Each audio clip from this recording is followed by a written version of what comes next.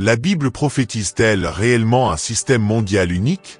De nombreux chrétiens pensent que la réponse est oui, en s'appuyant sur ce passage des Écritures.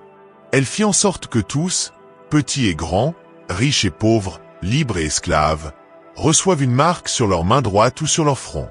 Et personne ne pouvait acheter ni vendre s'il n'avait la marque, c'est-à-dire le nom de la bête ou le nombre de son nom. Apocalypse 13, 16 à 17. Les mots-clés ici sont « tous » et « force », suggérant qu'un jour, un système mondial unifié imposera un contrôle total sur l'économie, exigeant une allégeance au règne de l'Antéchrist. Si l'on s'appuie sur Apocalypse 13, un tel système nécessiterait une surveillance totale et un système d'identification numérique à l'échelle planétaire. Grâce à ces outils, l'Antéchrist pourrait suivre chaque individu, surveiller ses transactions et ses communications, et instaurer une société sans argent liquide, où une monnaie numérique centralisée déterminerait ce que chacun peut acheter ou vendre. Les signes d'une infrastructure en place. Alors, où en sommes-nous aujourd'hui? Quelles sont les avancées qui pourraient préparer le terrain pour ce contrôle mondial? Un article publié par Bankrate, intitulé « Une monnaie mondiale unique est-elle possible ?» met en avant plusieurs arguments en faveur d'une telle idée. Un commerce sans entrave. Une transparence des prix. Une stabilité économique accrue pour les pays en développement. Une réduction des coûts de transaction. Par ailleurs, un autre article portant sur les monnaies numériques des banques centrales, CBDC, explore la possibilité d'un avenir monétaire entièrement digitalisé. Selon une étude du Atlantic Council, des pays représentant 95% du PIB mondial sont actuellement engagés dans le développement ou l'exploration des CBDC. Certaines nations en sont déjà à un stade avancé et pourraient introduire ces monnaies numériques dans un avenir proche. Ajoutons à cela les progrès fulgurants de l'intelligence artificielle, IA, et son intégration croissante dans notre quotidien. Nos téléphones y sont connectés. La plupart des véhicules modernes sont équipés de dispositifs de suivi. Nos routeurs Internet stockent une grande quantité de données personnelles. En reliant tous ces éléments, on peut discerner une structure se mettant en place, un système de contrôle qui correspond à la vision décrite dans Apocalypse 13, où tous, petits et grands, riches et pauvres, libres et esclaves, seront soumis à une autorité centralisée. Une perspective biblique sur l'actualité. Récemment, j'ai découvert un article intitulé « Sauveur ou globaliste ?» Les perspectives populaires sur Donald Trump qui passent à côté de la réalité. Ce texte met en lumière deux courants de pensée. Un Trump, le sauveur. Certains chrétiens le perçoivent comme un rempart contre les menaces pesant sur leur nation. À travers leurs déclarations et publications sur les réseaux sociaux, ils expriment leur confiance en lui pour restaurer l'ordre et gagner la guerre culturelle. Deux Trump, semblables aux mondialistes, d'autres estiment qu'il ne diffère en rien des élites globalistes. Ils pointent, par exemple, son programme Stargate comme une preuve de son implication dans un agenda technologique douteux.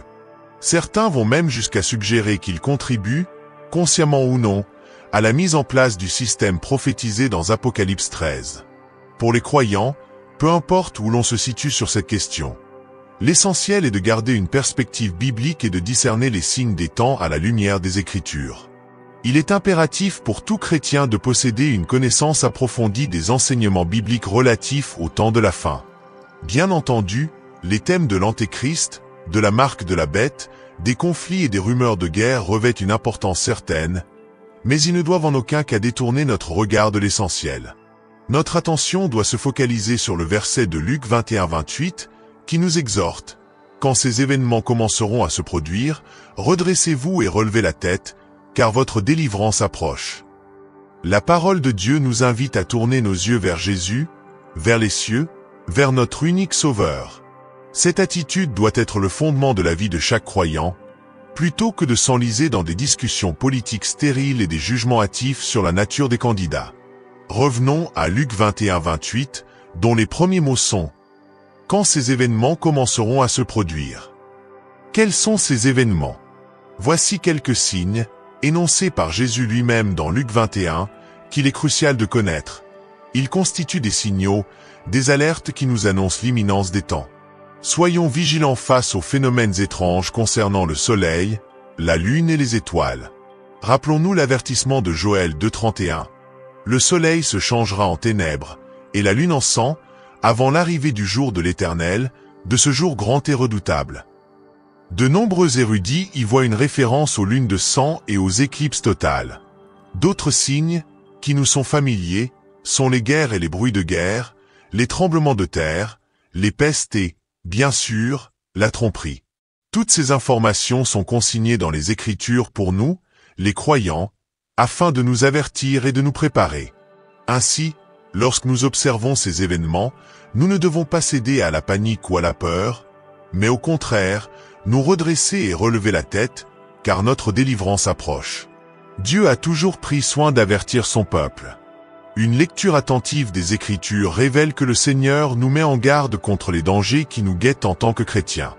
Il nous avertit contre notre adversaire, le diable, qui rôde comme un lion rugissant, cherchant qui dévorer. Il nous exhorte à vivre dans la droiture, car nul ne connaît le jour ni l'heure du retour de Jésus-Christ, qui viendra comme un voleur dans la nuit. Marc 13, 32 à 33 le confirme. Quant à ce jour et à cette heure-là, personne ne le sait, ni les anges dans le ciel, ni le Fils, mais le Père seul. Prenez garde, veillez et priez, car vous ne savez pas quand ce moment viendra. Prendre garde signifie accorder une attention particulière, une considération plus profonde que d'ordinaire. L'étude approfondie des prophéties de la fin des temps et de leurs avertissements révèle que nous sommes appelés à être vigilants et attentifs pour discerner la tromperie. Nous devons être conscients du grand abandon de la foi. Nous devons être attentifs, car la Bible annonce une époque où certains ne supporteront plus la saine doctrine. Ils préféreront les doctrines de démons et ne pourront plus entendre le pur évangile de Jésus-Christ, un évangile de vérité, sans mélange, qui prêche la repentance.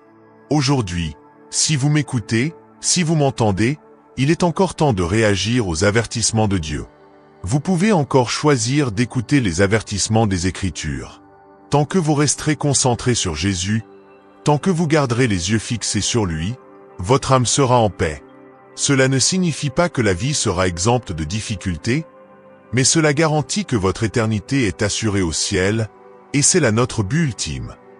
Dieu nous offre des avertissements pour nous orienter et nous éviter de nous égarer, afin que nous ne passions pas l'éternité loin de lui.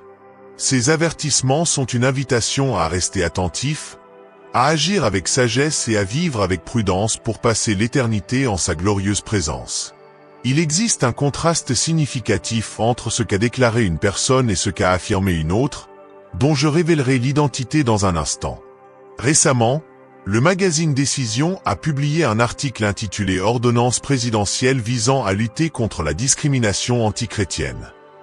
Cet article mentionne que le président Trump a signé un décret le 6 février pour créer une task force destinée à mettre fin à toutes les formes de ciblage et de discrimination antichrétienne au sein du gouvernement fédéral. Il a annoncé ses intentions lors du 73e petit déjeuner national de prière, quelques heures avant la signature de l'ordre, intitulé Task Force pour mettre fin à la guerre contre les chrétiens. Ce groupe au sein du département de la justice aura pour mission de s'assurer que tout comportement ou toute politique illégale ciblant les chrétiens soit identifié, annulé et corrigé. Dirigée par l'avocate générale Pam Bondi, cette task force examinera les activités de tous les départements et agences exécutifs, identifiera les politiques antichrétiennes illégales et recommandera des mesures aux chefs des agences concernées pour révoquer ou mettre un terme à ces pratiques. Durant mon mandat à la Maison-Blanche, nous protégerons les chrétiens dans nos écoles, dans notre armée, dans notre gouvernement, dans nos lieux de travail, dans les hôpitaux et dans nos espaces publics, a déclaré Trump. Et nous unirons notre pays en une seule nation sous Dieu. Cependant, ce que Trump annonce contraste avec ce que cette autre personne, qui n'est autre que Jésus-Christ, a affirmé. Prenons un moment pour y réfléchir.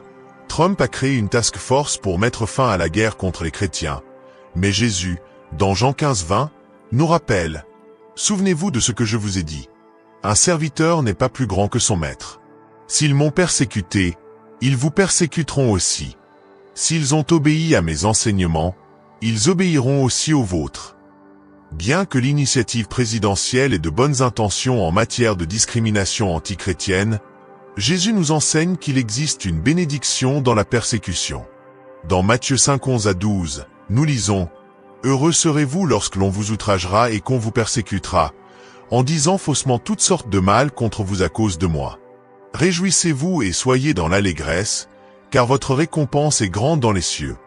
Car c'est ainsi qu'ils ont persécuté les prophètes qui étaient avant vous. » Les initiatives destinées à protéger les chrétiens sont louables, mais la réalité biblique diffère de celle de nombreux croyants. Alors que nous évoluons dans un monde rempli de distractions, de tentations, de tromperies et de persécutions, la Bible nous appelle à garder intacte la source de notre foi, notre cœur. Explorons 4 exemples qui illustrent comment nous devrions mener notre vie. Le premier est celui des solides murailles d'un château. Imaginez un grand château avec de hautes murailles protégeant ses trésors des envahisseurs. Tout comme ces murs préservent ce qui est précieux à l'intérieur du château, notre cœur doit être fortifié contre les attaques de l'ennemi.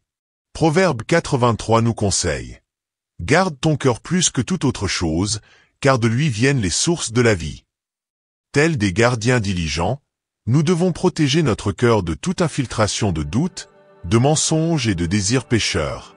Prenons un instant pour réfléchir à l'attention que nous portons à un jardin bien entretenu. Un jardin prospère est le fruit d'un soin constant et méticuleux. De la même manière, nos cœurs sont comme des jardins qui nécessitent une culture attentive.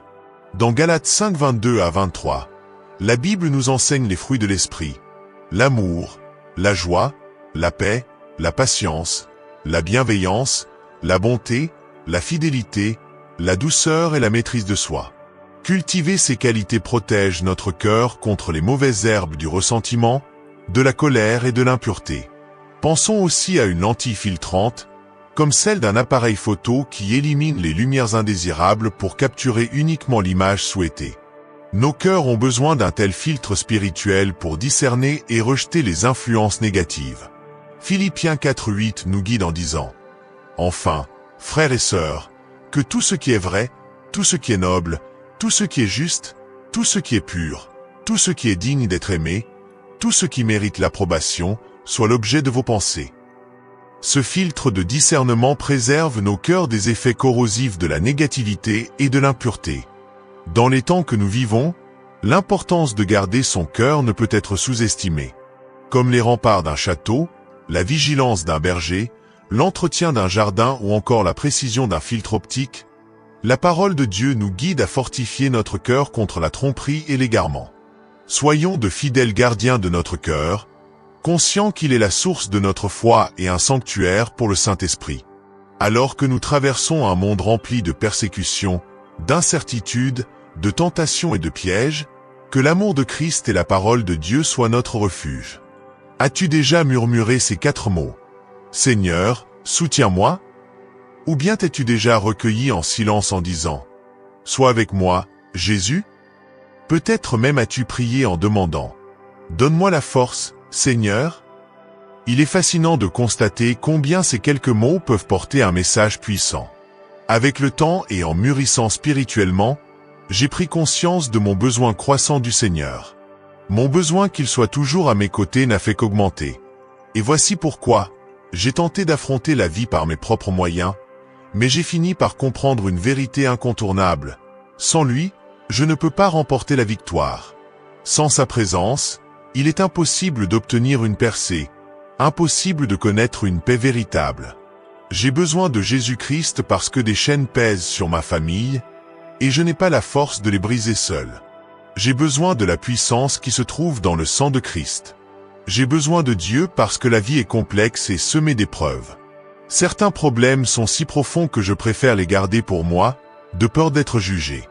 Mais je trouve en Jésus un refuge, car lui seul m'offre une invitation inconditionnelle, comme il est écrit dans Psaume 55, 22. « Décharge-toi de ton fardeau sur l'Éternel, et il te soutiendra, il ne permettra jamais que le juste soit ébranlé. » Voilà pourquoi j'ai besoin de Jésus. Je ne peux pas me sauver moi-même, ni me racheter, ni me délivrer. Aucune personne sur cette terre ne peut m'accorder le salut, la rédemption ou la vie éternelle comme Christ le peut. C'est pourquoi, lorsque les épreuves m'accablent, je me retrouve à répéter encore et encore ces simples mots. « Seigneur, sois avec moi. » Lorsque la tentation surgit, mon cœur murmure. « Donne-moi la force, Seigneur, soutiens-moi, Jésus. Si tu te reconnais dans ces paroles, alors, je t'invite à te tenir debout, enfant de Dieu, à rester solide dans la parole du Seigneur. Prends ces poids qui t'écrasent, ces fardeaux qui courbent tes épaules, et remets-les entre les mains de Jésus-Christ. Le psaume 121, versets 1 et 2, nous dit « Je lève les yeux vers les montagnes, d'où me viendra le secours ? Mon secours vient de l'Éternel, celui qui a créé le ciel et la terre. » Cette vérité s'applique à toi et à moi, ici et maintenant. Notre aide vient du Seigneur. Laisse-moi te pousser à suivre l'exemple de David.